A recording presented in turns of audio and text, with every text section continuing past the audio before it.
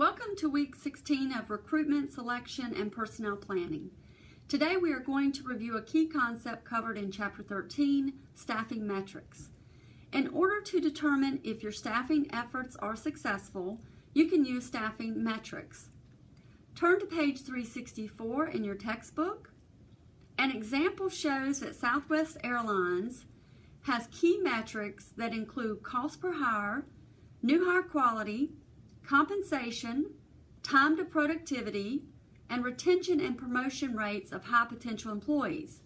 They use this information to make improvements to their staffing process. These metrics can also be reported to the CEO to show that the Human Resource Division is performing effectively. There are short-term metrics and long-term metrics. Short-term metrics help to evaluate the success of a staffing program in terms of the recruiting and new hire outcomes achieved. These metrics include percentage of hires for each job or job family coming from each recruiting source and recruiter, number of diverse hires, average time to start, and average time to contribute. This is also a way to evaluate the recruiters to see if they are doing a good job or if they are underperforming.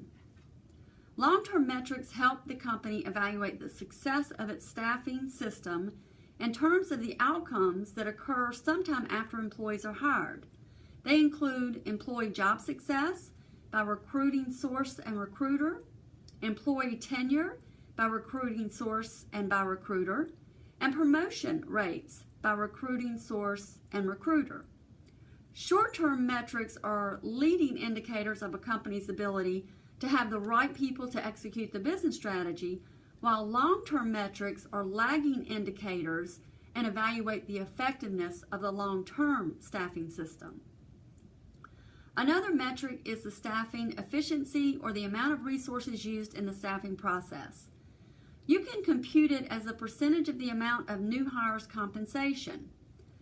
Divide a company's total staffing cost by the total compensation of its new hires recruited, and then multiply the result by 100. For example, a staffing efficiency of 10% means that it costs 10 cents to bring in $1 of compensation, or $10,000 to hire someone who makes $100,000 a year.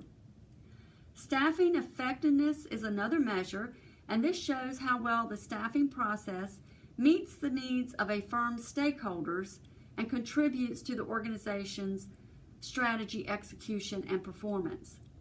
You can also use the opposite of the turnover rate to find the retention rate. If you have a 15% turnover rate, then you have an 85% retention rate. Return on investment is another metric that can be used, but is very difficult to measure accurately. You can, however, measure your recruiting sources if you require applicants to list it on an application, and you can track it. This would be a good indicator, although not a perfect one. All of these metrics are useful in measuring the effectiveness of the staffing system. I hope this video has helped you with these key concepts for Chapter 13, Staffing Metrics.